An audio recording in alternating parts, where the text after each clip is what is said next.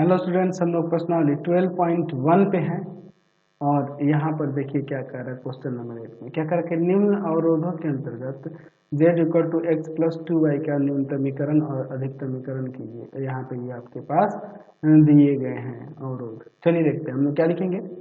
दिए गए रैखिक असमीकाओं को रैखिक समीकरणों में बदलने पर क्या हो जाएगा। x plus 2y equal to में 100, 2x minus y equal to में 0 और यहाँ 2x plus y equal to में 200। चलिए अब इसके लिए हम लोग यहाँ पर 3 चार्ट बना लेते हैं, तभी ना हम लोग इसका ग्राफ बना पाएंगे। चलिए हम लोग यहाँ पर इसके लिए 3 चार्ट बना लेते हैं, ध्यान से देखिएगा। ठीक है, एक हो गया। यहाँ दूसरा हम लोग चार्ट बना लेते हैं, है ना। तीनों के दो दो सॉल्यूशन हमें निकालना होंगे, तभी ना हम लोग इसका ग्राफ यहाँ पर खींच पाएंगे, है ना। देखिए एक्स वाई, एक्स का 0 रख देते हैं तो वाई का 50 आ जाएगा, वाई का 0 रख देते हैं तो एक्स का 100 आ जाएगा। एक्स वाई, यहाँ पर हम लोग एक काम करते हैं, यहाँ पर y का 100 रख देते हैं तो ये जाएगा प्लस का इंटू ये जाएगा डिवाइड में 2 तो x 50 आ जाएगा।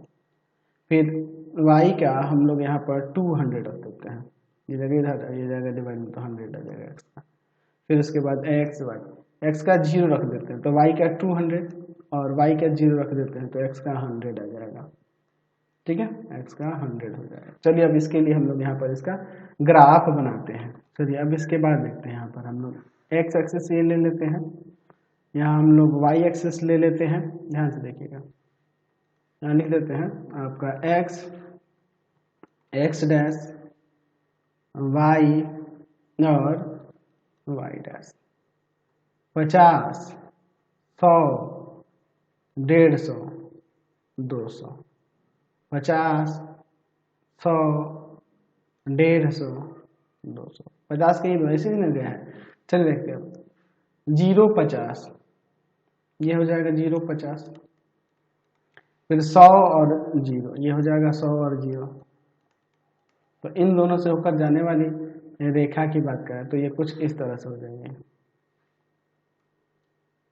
ठीक है, इन दोनों बिंदुओं से जाने वाली रेखा ये आपकी ये हो जाएगी। ये डार्क होगी, सभी डार्क हो रहे इसमें, देख ही रहे हैं आप, जो असमिका का चिन्ह दिया उसके कारण x plus 2y equal to 100। चलिए अगला देखते हैं, दूसरा 50 और 100, x का 50 y का 100, x का 50 और y का 100, x का 50 y का 100, 50, 100, फिर x का 100 y का 200, x का 100 y का 200, यहाँ 100 और 200 होगा।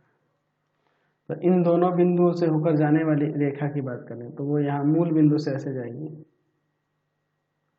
इसी तरह से ना जाएगी जी, बिल्कुल इसी तरह से यहाँ से ये जाएगी।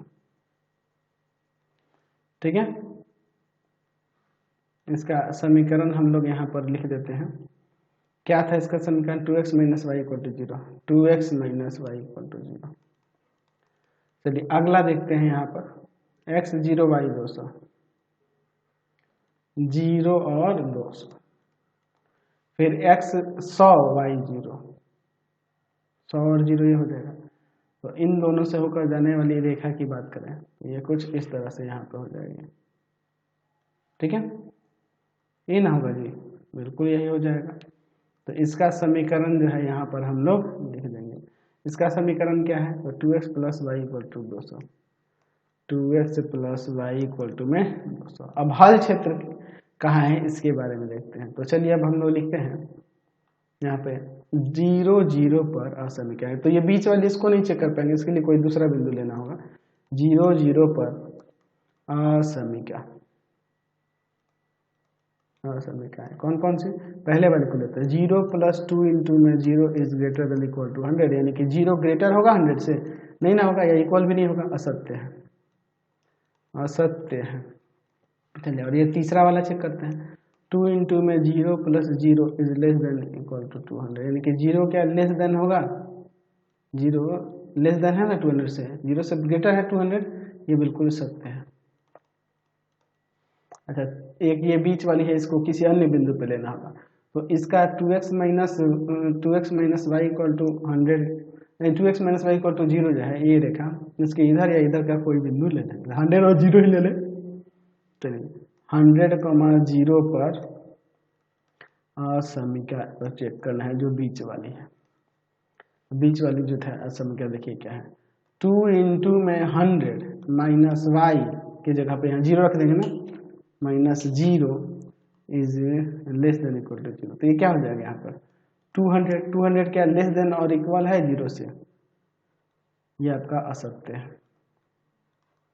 तो असत्य है, यानी कि 100 और 0 वाला इसके विपरीत वाला हल क्षेत्र में आएगा, तो ये वाला इसके इधर का हल क्षेत्र इसका होगा।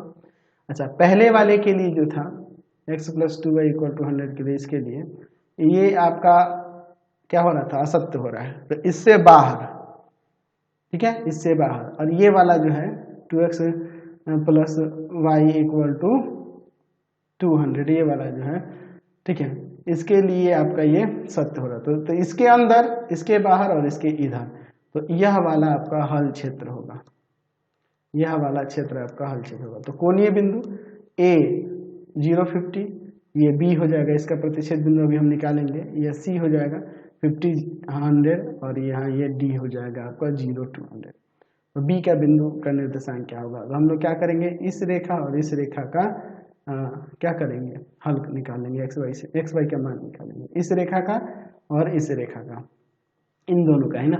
चलिए, तो इन दोनों का प्रतिशत भी निकालने, इन दोनों के लिए हल कर लेते हैं, तो इसमें आप 2 से मल्टीप्लाई कर देते हैं, तो 4x minus 2y equal to में 0, और यहाँ x plus 2y equal to में 100 है, ठीक है, ये आपका कट जाएगा, यहाँ देखिए आपका 5x इक्वल टू में 100, ये जाएगा डिवाइड में, तो यहाँ पर हो जाएगा 20 ही ना हो जाएगा। चलिए, तो 20 आ गया x का मान 20 आप इस वाले में रख देते हैं, तो ये जाके उधर घटेगा तो 80, ये 20 दो जाएगा उधर भाग में, तो 40 आ जाएगा y का, तो यहाँ हो जाएगा 20 में 40, ठीक है। तो हम लिख सकते हैं कि हल क्षेत्र एक चतुर्भुज है, एक चतुर्भुज है जिसके कोणीय बिंदु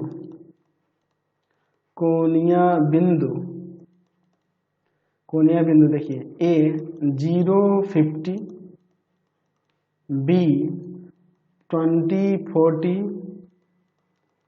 C 50 100, और D 0 200 है, ठीक है।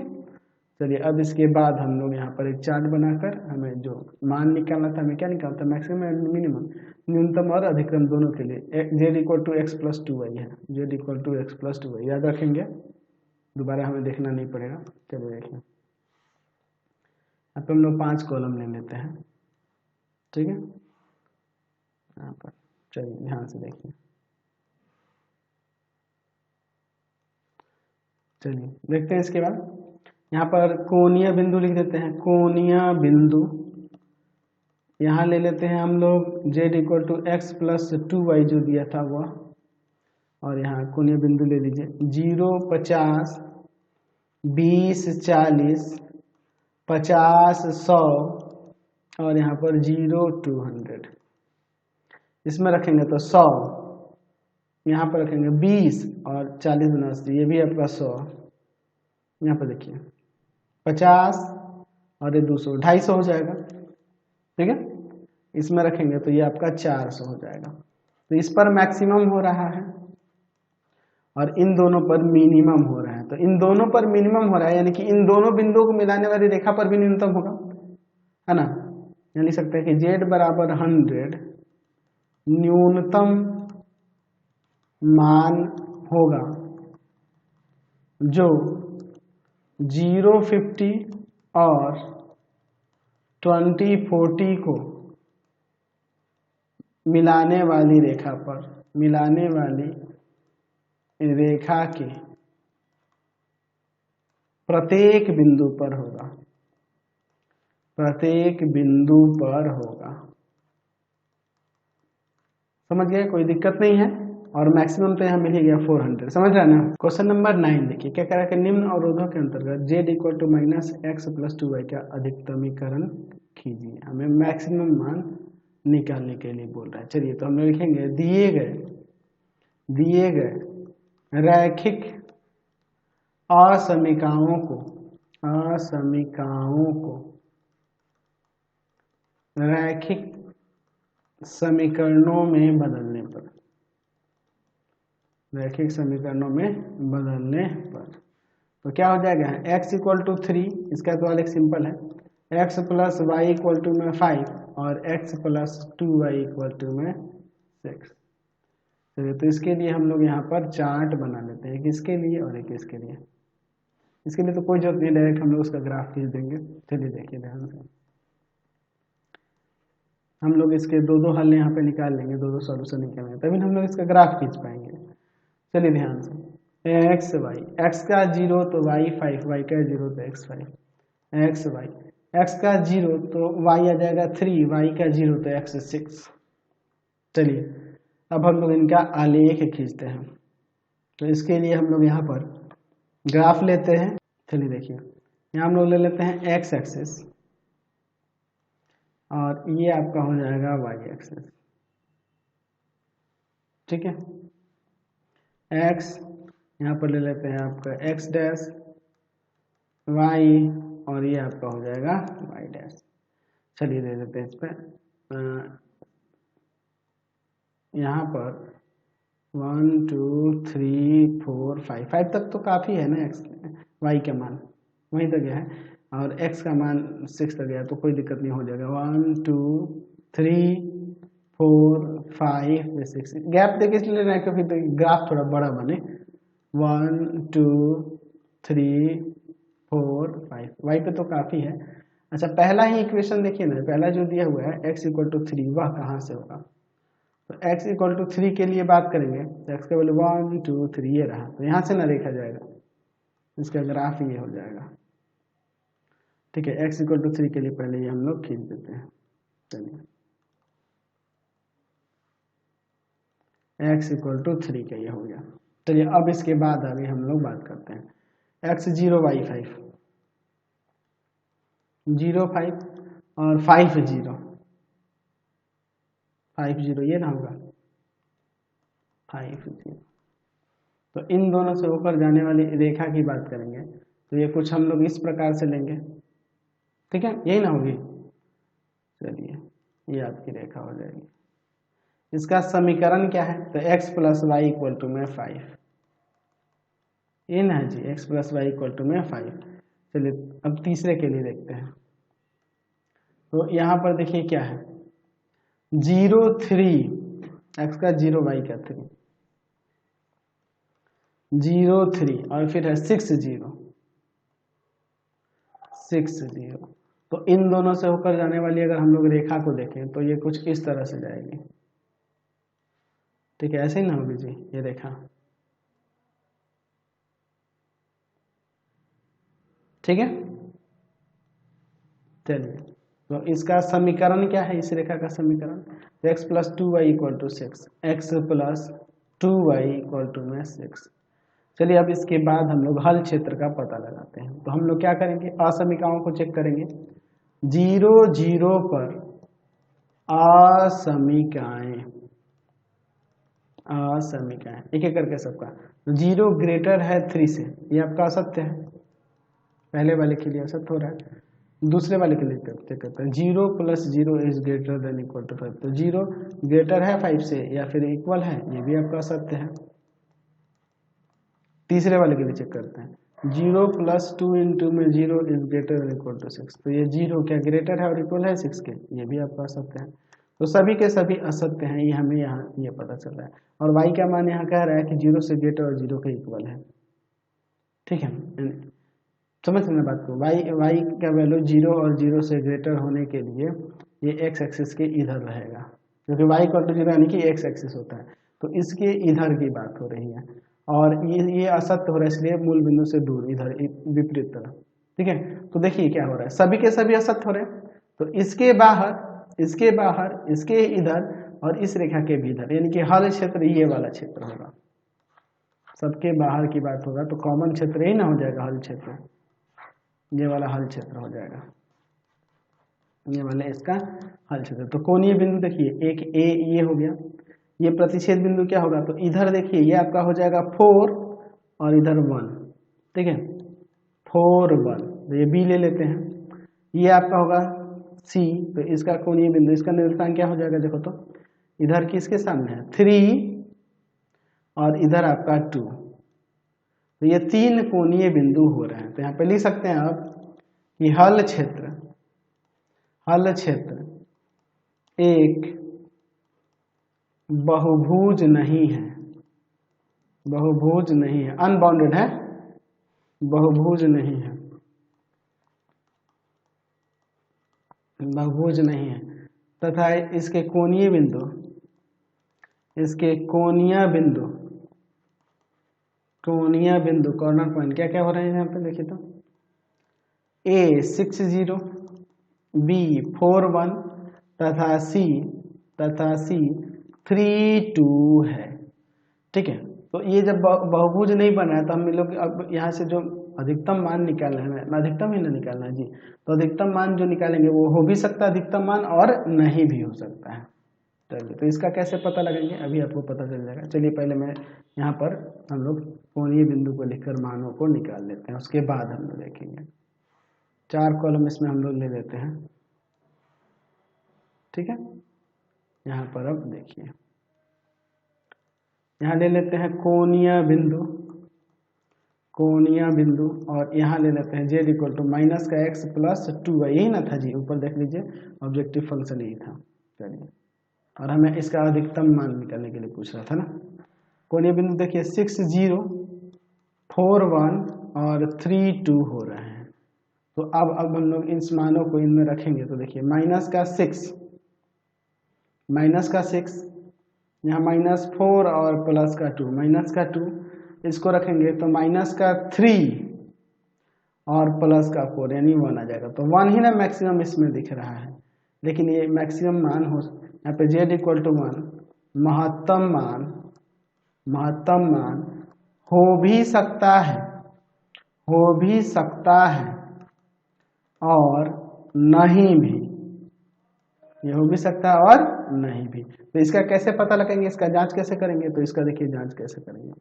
तो महत्तम मान की बात कर रहा है, अधिकतम मान की बात कर रहा है, तो इसलिए हम लोग ये जो ऑब्जेक्टिव फंक्शन जो देख रहे हैं इसमें लेंगे माइनस एक्स प्लस 2y, और अगर न्यूनतम होता है तो लेस, ये इसको लेस देन करते हैं, नहीं तो ये ग्रेटर देन करते हैं। तो ग्रेटर देन 1 जो मैक्सिमम आपको दिख रहा है उसी से ग्रेटर यहाँ पे रखेंगे।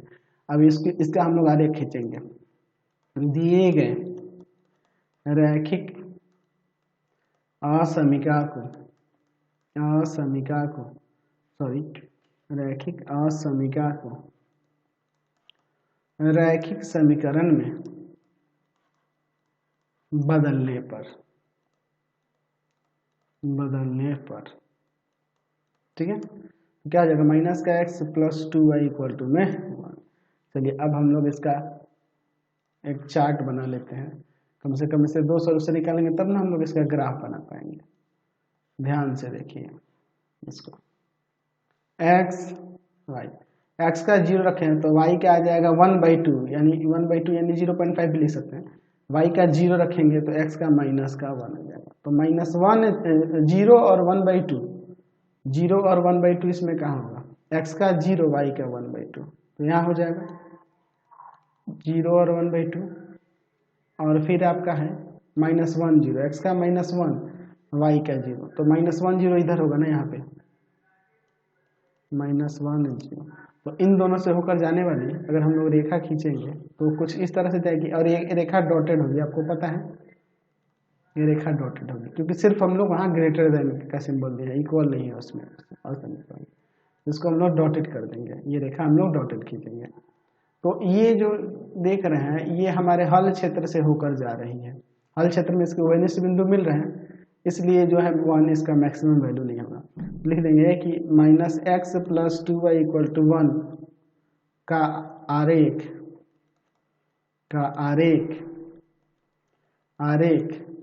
हल क्षेत्र से होकर जा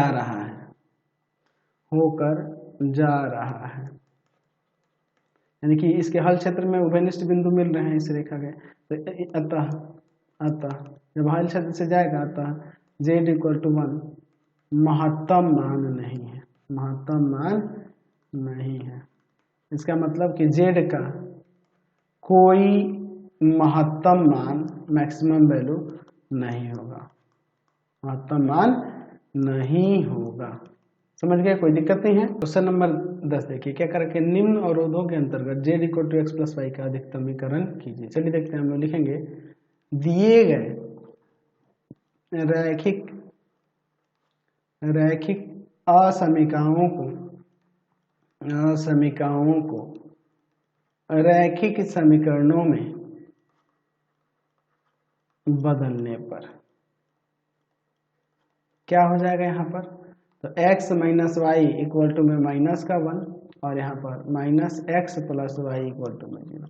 यहाँ देखिए ऋणोत्तर व्यवरोध विधि प्रथम पाद की बात होगी। चलिए देखते हैं, इनके लिए हम लोग इनके सॉल्यूशन के लिए यहाँ पर हम लोग चार्ट बना लेते हैं। 2 सॉल्यूशन निकालेंगे ना दोनों के, तभी हम लोग ग्राफ यहाँ पे खींचेंगे। ध्यान से देखिए, यहाँ पर हम लोग इनके लिए चार्ट बना लेते हैं, ठीक है। x y का मान अगर देख लो, अगर हम लोग 0 रखेंगे तो x का -1 और x का 0 रखेंगे तो y का 1 आ जाएगा। x का अगर -1 रखते हैं तो y का 1 आ जाएगा। x का यहाँ -1 नहीं 1 रखेंगे तो x का 1 रखेंगे तो y का भी 1 आएगा, क्योंकि यहाँ 1 रखेंगे तो इधर 1 हो जाएगा। x का अगर मान लो -1 रखते हैं तो यहाँ माइनस में प्लस, इधर ये माइनस, तो इसका माइनस का 1 आ जाएगा। चलिए अब इसके लिए हम लोग इसका ग्राफ बनाते हैं। चलिए ध्यान से देखिए, ये हम लोग x एक्सिस ले लेते हैं, ठीक है, और इस पर हम लोग y एक्सिस ले लेते हैं, ठीक। चलिए ध्यान से देखिए, x डैश y और ये y डैश। चलिए 1 हम लोग 1 2 3 4 यहाँ ले लेते हैं 1, ठीक है, काफ़ी है। 1 2 3 4 यहाँ ले लेते हैं 1 1 2 3 4, ठीक है, यहाँ -1 1 2 3 4 यहाँ -1, थोड़ा बड़ा बड़ा रहेगा ना तभी तो ग्राफ दिखेगा अच्छा। चलिए -1 0, x का -1 y का 0, तो -1 0 ये हो जाएगा। x का 0 y का 1, x का 0 y का 1 और 0 और 1 ये हो जाएगा, ठीक है। तो इन दोनों को मिलाने वाली रेखा का आरेख जो होगा कुछ इस तरह से हो जाएगा, ठीक है, इसी तरह न जाएगा। चलिए इसका समीकरण हम लोग लिख सकते हैं। इसका समीकरण क्या है, x - y = में 1, x माइनस y है, ये गलती से इक्वल लिख रहा है, x - y = 1 माइनस का, ठीक है। अगला देखिए, x का 1 y का 1, तो x का 1 y का 1 यहाँ हो जाएगा 1 1, और x का -1 y का -1, तो -1 यहाँ हो जाएगा, ठीक है। तो इन दोनों से होकर जाने वाली अगर हम लोग यहाँ रेखा की बात करें, ये कुछ इस तरह से जाएगा, ऐसे ना होगा जी, बिल्कुल होगा इसी तरह से। और इसका समीकरण जो है देख लीजिए क्या है, तो इसका समीकरण देखिए आपका x - x + y = में 0 है। तो अगर हम लोग चेक करेंगे इनके हल क्षेत्र के लिए, तो 0 0 पर पहली असमीका सेट करते हैं, असमीका, ठीक है। या फिर हम लोग एक काम करते हैं, 0 0 ना लेकर हम लोग कोई और बिंदु लेते हैं। देखो हम लोग एक काम करते हैं, इन दोनों रेखाओं के बीच का कोई बिंदु ले लेते हैं, इधर का, इसके बीच का कहीं का भी 10 पे बिंदु ले लेते हैं। तो यहाँ देखो, यहाँ पर ले लेते हैं। देखो यहाँ एक बिंदु होगा, 0 और 1/2 होगा ना जी, यहाँ 1 हो रहा है तो यहाँ 1/2 होगा, तो 0 और 1/2 बिंदु पर चेक करते हैं, तो इसलिए दोनों का एक साथ काम हो जाएगा। 0, 1/2 पर, और समीकरण, ठीक है। चलिए दोनों के लिए, तो ये 0 minus 1/2 is less than equal to -1, तो ये -1/2 क्या लेस देन है -1 से, तो ये ना ग्रेटर है इससे, ठीक है, तो ये आपका असत्य हो गया। अच्छा, दूसरे वाले के लिए चेक करते हैं। चलिए, तो माइनस का x था, तो माइनस का 0 और प्लस का 1/2, देख लो, है ना, is less than equal to 0, तो 1/2 लेस देन है 0 से, ये भी आप पा सकते हैं।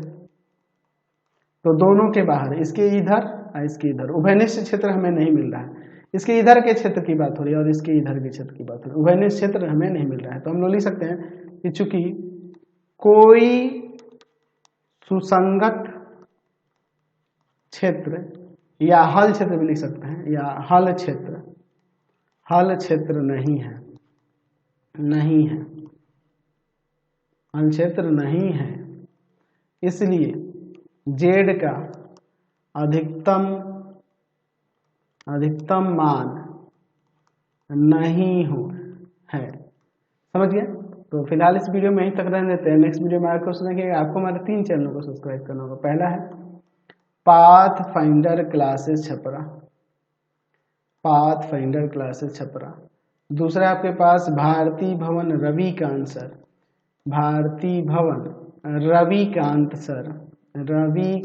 सर, और तीसरा चैनल है रविकांत सर के नाम से।